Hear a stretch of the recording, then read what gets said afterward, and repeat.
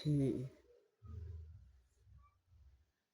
today we want to talk about another basic value, the elephant in the room. Can you guess it? Just out of your own thought process, what's that elephant in the room? One big value like this, a beautiful one, a needful one that we have just locked it, tucked it under the carpet. So, what can you guess what you want to talk about? That elephant in the room.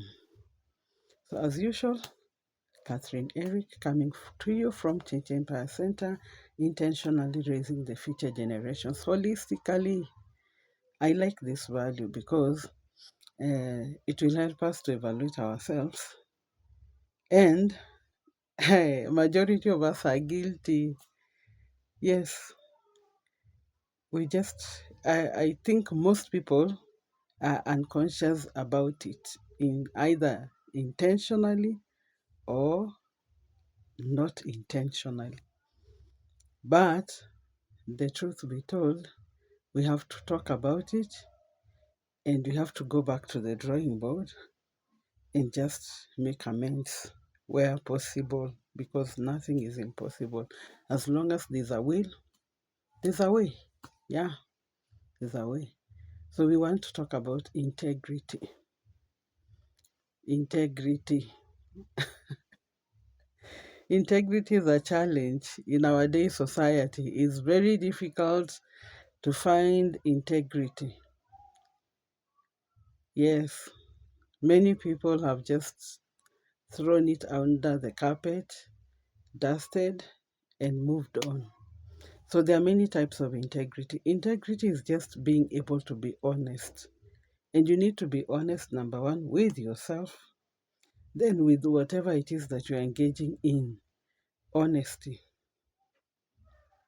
How honest are you? Yeah, how honest are you in your actions, in your interactions, in your relationships, at your job, at your marketplace station, in your business? Do you practice integrity? Can you stand and say, if maybe someone was offering you maybe 10 million, if they find you with integrity, will you pass the test? Or we think maybe it's a done deal, we can't do anything about it? Because sometimes you find I said it's a big elephant in the room because it's affecting each one of us, and many things that we suffer from are rooted in lack of integrity.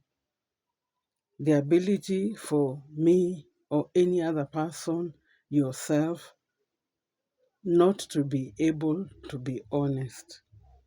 It always sounds easier to cover up. It always sounds easy to say a lie. And this is in the little, little things that we do. You see that phone call you normally receive wherever you are. You are on point A, headed to point C, but you all the same just carelessly say on phone, "You can't see me, I'm just around here." That's the type of honesty we are talking about. It looks like it's not a big deal, but it's a big deal because those little habits that are dishonest normally grow and become a forest. And by the time it has become a forest, definitely its roots have gone deep. And now the fruits are beginning to manifest. That's why you see it's very difficult to sail through in many areas. And I want to just talk about, let's say, for example, our political class. Integrity. Most people just indulge and say anything, but from deep within, they know very well they don't mean it. But all the same, you just say for the purposes of saying, just to get away with it, or just to move away from whatever that you need to tackle, or maybe to influence something to suit you, whatever that you want at that particular moment.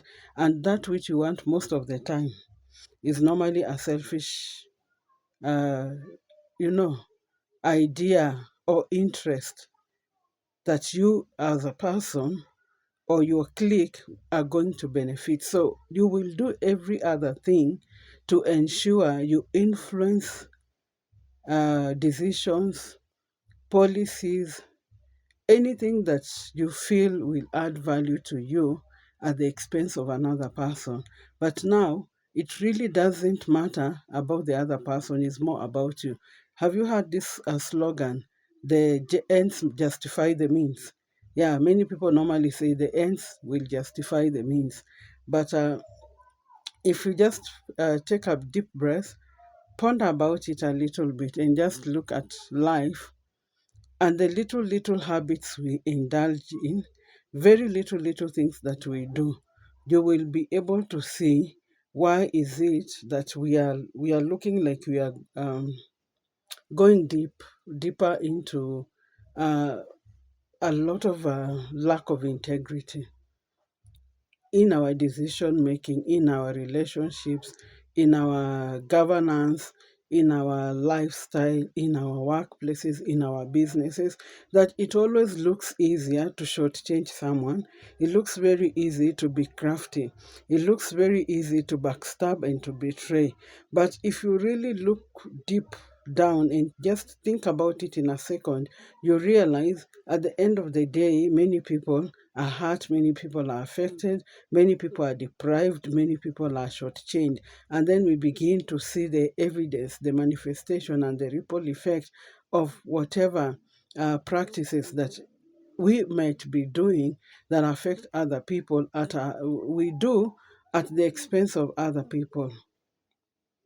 For example, if you are in a leadership position, and let me use the political positions mostly because those are public positions that we really need to follow through, and you find that a lot of time we are trying to look at what did someone say and how have they how have they fared in that journey, in their promises and in what they are doing, though at the time that everyone is trying to justify their means, everyone is trying to hammer their point and maybe sell their manifesto or maybe talk about what they really want. Most of the time you'll find, why are we not able to deliver?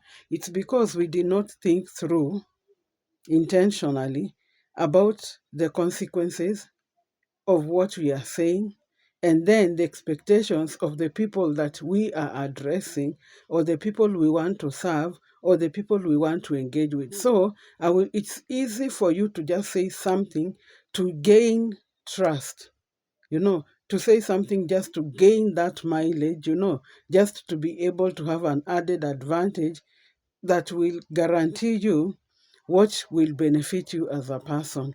For example, why I'm talking about integrity being a value system that is rare nowadays. Actually, it's very rare to find integrity within our counters, within our lives, everything, even in our relationships.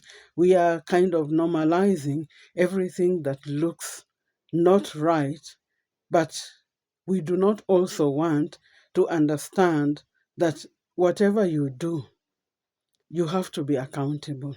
If you're a leader, you have to be accountable. And I want to just talk to us as people and know that it is good and it is right for us to demand accountability. In fact, there's nothing wrong with someone demanding accountability, by the way. It's supposed to be a norm. And everybody should be able to stand and to be able to account, number one, for their words, their actions, their decisions, whatever it is they have been doing. They need to be able to be held accountable. And when you're held accountable, it's not a thing that you need to throw tantrums or maybe feel that someone is after you. It is something that is required. So when we demand accountability, we are definitely just asking and trying to evaluate your level of integrity. How are you faring in your integrity? Like I was hearing the like this new model funding for education of universities. when the political leaderships were coming in, everybody was saying something that they knew very well it's what the ears of the majority of the people want to hear, because it will directly benefit their lives and add value to them. But unfortunately, the person that is giving or speaking knows very well from their own heart and their intent and their motive that they have no intention of following through what they have said. They are just looking at the end of the matter. I get in as long as I will say anything, I will do anything as long as I get in. That is why most people, when they get where they are going or where they intended, they tend to forget anything they said. And unfortunately, some of the things they say are on record. And you still see when someone is being held accountable, they're also denying that they were not meaning what they were saying. So integrity is becoming a rare value. And unfortunately, we are also aiding it, and we are also justifying it. For example, I look at relationships. It's not only about a political class, but there are many types of integrity. There is emotional integrity, there is moral integrity, there is financial integrity, there's leadership integrity. At all levels, integrity is required, and all these types of integrity, they are very, very important to every one of us. For example, emotional integrity, when you are demanding accountability, especially let's say in a relationship, most people, instead of them accounting, or they feel even offended. For example, in a marriage, their spouses, you cannot question them, you cannot ask them, you can't even access, maybe if you see anything on the phone. What they will do, they will start to gaslight, and turn the tables, because they are emotionally not willing to be accountable, but they all the same want the best in a relationship. You cannot have your cake, eat it, and demand it at the same time. It doesn't work. So what bothers me is even the way we are normalizing it. For example, moral decadence. Imagine the way we are normalizing marital affairs.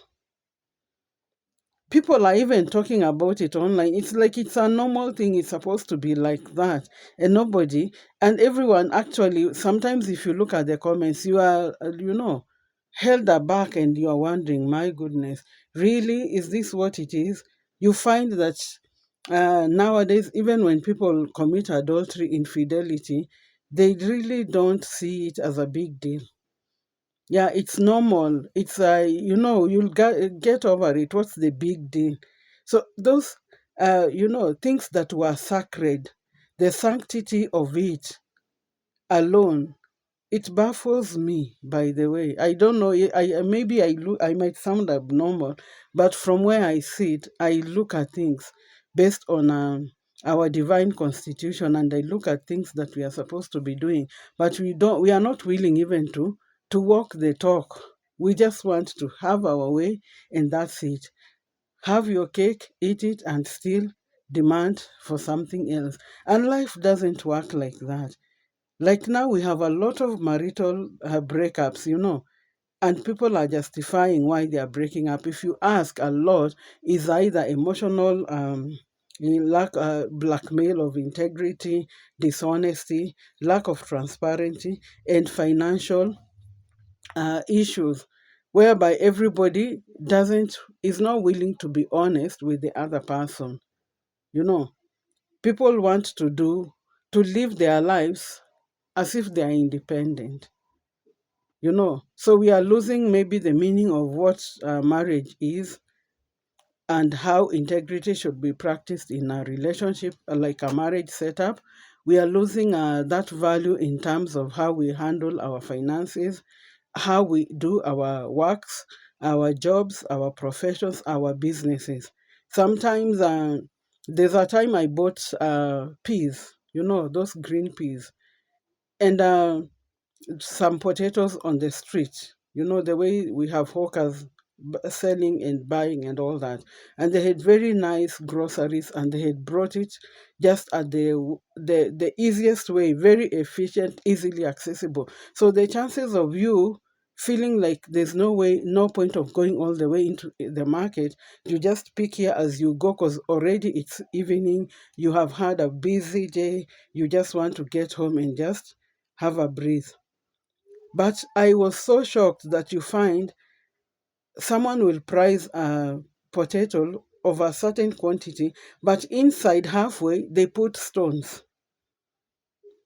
You just, you manipulate whatever that you are doing for your own selfish interest, and yet the price you've put there is for the quantity that is supposed to cover the whole container. So I was asking, why is it easier to manipulate things like that? Why is it easy for you to take a container, let's say of 2 kilos, and decide that a half of a kilo will be stones, and then halfway will be the potatoes, and then when you get a little bit on top, you also leave a vacuum and then fill the top. So a person that is coming to buy from you as a customer, a vendor you are selling, this person is attracted and sees that you have good quality. So they approach you and they ask you for the price. Maybe you tell them the price generally in the market for this particular thing is maybe 200. So why do you feel they need to also go a step ahead and cheat the person who is buying from you by filling the container with stones? And then, or when they realize that people have known, so you check into the bucket to see exactly what has been filled, what did they start doing? You add up the containers, you cut the next one and the next one, so that the more you fill in, someone thinks the container is the way it looks from outside, it is full. Meanwhile, you, the vendor, knows very well that you are shortchanging the customer. And when someone realizes and they now question, let me tell you, you will be abused. They will tell you all manner of things. They will even tell you you are not selling again, because they want to shortchange you. But when you realize they don't want to question, they don't want to account, why do you want to shortchange me? And yet you have given me and I'm buying at the market price. You see what we do, little habits. And then I'm wondering, I ask someone, is it easier to just say, I have 400, I have for 150, I have for 200, and I have for 250, but you are not shortchanging anybody? So that the person that is selling is well informed and they choose based on their capacity. And they don't mind. The one that needs 400 will buy at 100, but can we be honest and just be able to sell whatever you're selling? I used to see sometimes, long time when I was having my hair permed, you'll go and you'll see like the people who are offering services are even cutting corners. You've paid for the full service, but someone is finding it hard. They are struggling to deliver the service in service that you have demanded, that equivalent to the money that you have paid. It's not that you are paying less. It is equivalent to the market price that is within that certain particular region for that particular service. But you find even when you want to pay, someone still finds that they need to shortchange you. They will either shortchange the product, shortchange the process, but you, the client, must pay at full price. So it is those little habits that I'm talking about. I had an issue when I heard that now, because the people who is it 1.5 years ago or two, around there, that they removed the funding for university education, and now they started insisting that they have a new model for university funding. The moment they did that, there is no university student, including the universities, that did not go up in arms, and people began to talk that this particular system you are introducing for us, it will not work. This is how it will go down. This is how it will affect the parent. This is how it's going to affect the people that want to join university. Yet the people who are in the leadership cadre, they did not want to listen. They insisted it must be their way. But come now, just this week recently, I heard, no, I think it will not work. Now we are giving out university funding. No student will be cut out or shut out of any course they want to study. The parent will also not be involved in paying. We will let them learn. By the time they finish and get job, then we will demand payment. It is the same thing, but they were not willing to listen that time. But right now, because of the political heat in the country, suddenly you see they are changing the rules to suit the people because they know on the ground that is what the particular audience wants to hear. Every student wants to hear that they are going to school will be efficient, it will be excellent, it will not have any limits. They will be able to study and they have that peace and assurance that I will study in peace, put in my effort, graduate, and look for a job, and then begin to pay, just the way HELB was working. But this particular decision, I am finding hard to believe it, and I don't even think it is the truth. Why am I saying that? I am saying that because I know someone has seated somewhere and thought, no, I need to be crafty and be able now to change my language and my tongue to suit the people so that they can pay attention and win their hearts, get them on my side. And I will use this to push my agenda. But I find it hard because I can't trust that. I don't see truth in it. I'm speaking as me because immediately this person is doing that.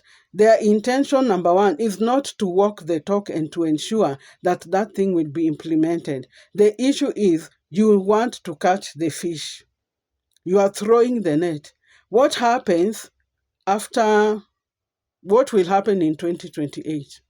That is when you find you agreed and you spoke on something, and people took it with all honesty, and their life depends on it, and they have had a lot of trust in you.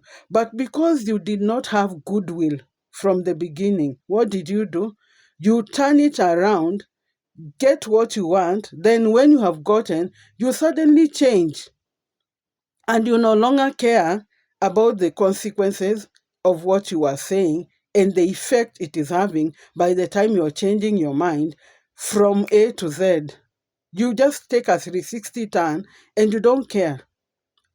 So for me, I think we are people who are really refusing to uphold integrity. We are just intentional and we are becoming just people who want to maintain the status quo. Normalize everything that is not supposed to be normalized. How do you tell me we should normalize moral decadence and we are okay with it? You cannot tell me you are in a relationship that is called marriage. Hebrews 13:4 says marriage is honorable, the bed undefiled. But at the same time, you want to justify why you must have an office spouse, you must have a sponsor, and then at the end of the day, you come back in the house as if nothing happened. But peradventure, because what is hidden will always come out, by the time you are being caught, you do not want to be accountable. You begin to throw tantrums. You don't want to be questioned. You begin to give all manner of excuses instead of even being remorseful and saying, okay, I have erred here and I'm remorseful and I'm willing to change. No. You find everybody begins to be proud, ego, and all those things. And when we bring them back into the family, you find that we are now having dysfunctional homes. Why? Because nobody is willing to work on forgiveness. Nobody is willing to work on their character. Nobody is willing to accept that I cannot continue like this. I cannot do this because there's an expectation. And then there are other people that will be affected with my actions, with my habits, with my character, whatever it is that I'm doing. So integrity is something we really need to really uphold. We need to be honest with one another. There are times that you can find yourself, maybe you have not done well, but what are you doing after that? Are you remorseful? Or does ego take over, pride takes over, and you begin to thump your chest and justify why people must understand? You know, we need to work on these things, and we have to be willing to be accountable. If you need to be someone who is occupying a certain position in government, you must be willing to be accountable. It is part of your jurisdiction, by the way. It is an office that is public, and these people have an expectation. So when they don't see the expectation being met, there is nothing wrong with someone questioning and asking. If there's nothing wrong with what you are doing or the decisions that you're making and the promises that you made, why are you getting angry? Just respond and have proof, evidence, or maybe say, this is where we are, this is where we will get. But unfortunately, we do not want to be accountable. And when we refuse that is why we now take integrity, a very precious value, but we throw it under the carpet. We cover it up, and then we dust and we want to behave like all is well. Meanwhile, we know very well all is not well. So we have to talk about integrity. And why I'm saying we have to talk about integrity as leaders, as adults, as grown-ups, is because there is no way we will correct the next generation in terms of integrity if ourselves, we have no moral authority to do that. If yourself you've been wanting, you have refused to be accountable, you don't want to uphold truth, you don't want to practice honesty, you don't want to be transparent, and you don't want to be questioned, tell me, where will you get the moral authority to guide the people behind you? Even if they are your children, they will question you. They will question your behavior. They will question your character. They will question your decisions. And unfortunately, because you will feel you are more senior, you will be very angry. You will even say, who are you to ask me? But they are justified to demand those kind of things. So most of the things that we need to work on and rectify, let us be selfless, because we are not doing it. Or it will make us better people, but let's remember, we have people that we are raising up. We have children we are raising up in this country. We have those children, if you have a business, you intend to leave it as a heritage to them, as a legacy to them, and they did not see you practicing integrity. They will also shortchange you. Yes. What will stop them going into that business bank account when you are now aged and they're the ones running the business and withdrawing money and squandering it? They will have learned from the best, isn't it? So sometimes we don't think about the effects and the consequences and the ripple effect of anything that we are doing. We just say it and we walk away. When the Gen Zs were going to the streets in 2024, they were going because they were demanding integrity. They were demanding accountability because they were not seeing what anybody said.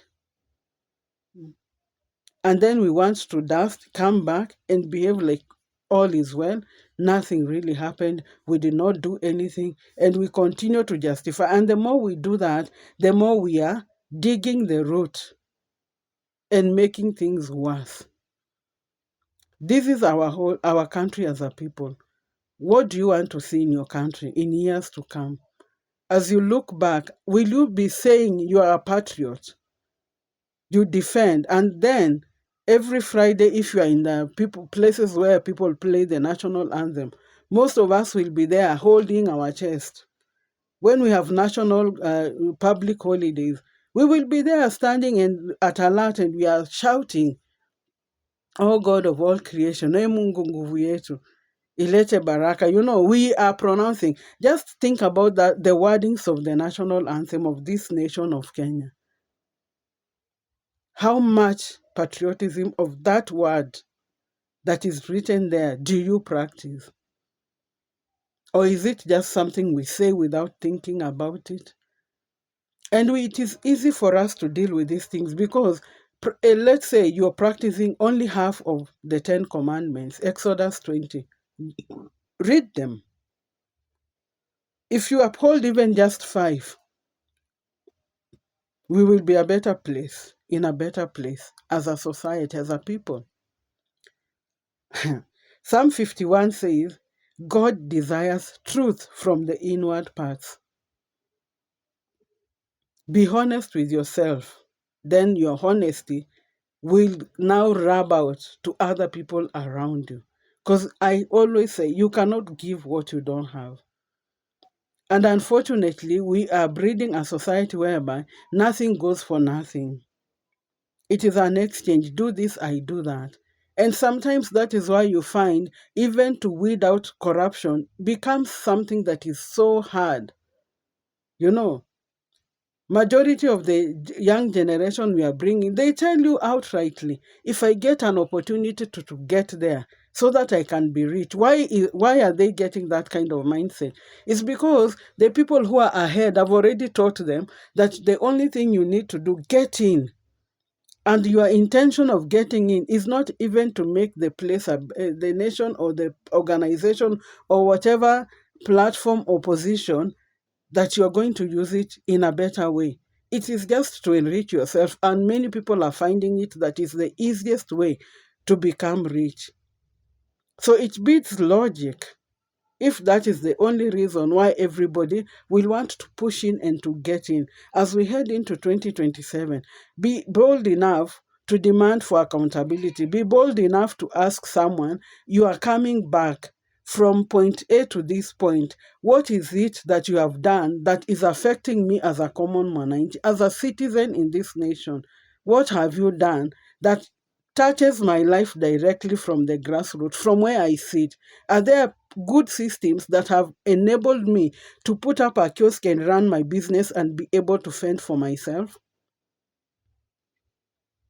Are people in your family that you know that the system has affected them positively? We just have to really do this thing, and we cannot just continue to maintain the status quo and shy away and believe that these things are going to change by themselves. They are only going to change when we rise up and tell ourselves the truth and agree that we are going in the wrong direction in terms of integrity. And there is no way we can weed out corruption, and there's no way we can just uphold our constitution, the values that we stand for, the beliefs that we stand for, and the manifestos that people come to sell to us when they want to go into power, that it will just be business as usual. You have to show that track record. It has to be evident. And the common people are the ones to be able to say, of a truth, this has affected me in this way. And this one has not affected me in this way. Is it working for the better of the people, or is it just for a chosen few people? So let's talk about integrity. Let's face the giant in the room. Let's deal with the elephant, and let it begin from us. How we are facilitating it, how we are being enablers, whereby you want, maybe if it is something that, assuming it's my brother who is an MP, when maybe they have done something that is not very good, when other people say that this person has done this, because he's my brother, I will be now turning a blind eye and saying, no, you are intruding, you are, you are, you are attacking and all that, because they are directly from my home. It can't continue like that. The truth be told, we have to just by ourselves come back to our senses and just demand what is right, what is good. Even if it's not for me, the people I want to leave behind, I want to ensure that the children we are bringing up, they are going to grow up in a good society, in a good environment. They will find better systems. They will find growth. But it cannot happen if we continue just tying, refusing to be accountable and turning the tables around and gaslighting and saying, no, you are doing this because you don't like me, you are doing this because... No, there are times we have to say the truth, and we have to stand by it, and we have to make demands, and we must be willing to walk the talk. And I'm sure at the end of the day, we will have a better place, a better country, a better community, a better family, functional families. When we make our homes to be dysfunctional, our families to be dysfunctional, these children are affected mentally. There's too much trauma and all that because we do not want to solve the issues that affect them. We do not want to, face the bull by the horns, directly tackle what the issue is. We want to go around, to cover up, to put under the carpet. It doesn't work like that. So let us remember that we will be held accountable at the end of the day. Even if we refuse to account for ourselves, the master is marking the register. And the Bible says when we evaluate ourselves, we tell ourselves the truth, we will not be judged harshly. But as long as we keep running away from it, we will be judged. So me, I am sharing with you so that at least it will not be counted on me. And even as I'm sharing with you, I'm also evaluating myself so that in case there's an area I need to work on, I begin now. We are all learning and we are heading somewhere. And we are not just heading somewhere ourselves. We have a responsibility for the next generation. And we have to be accountable with our character, with our habit, with our integrity, with our decisions, with the policies that we put in place. We cannot just be thinking about ourselves all the time. It's time to think about the others. And may the Lord bless us. See you in the next one.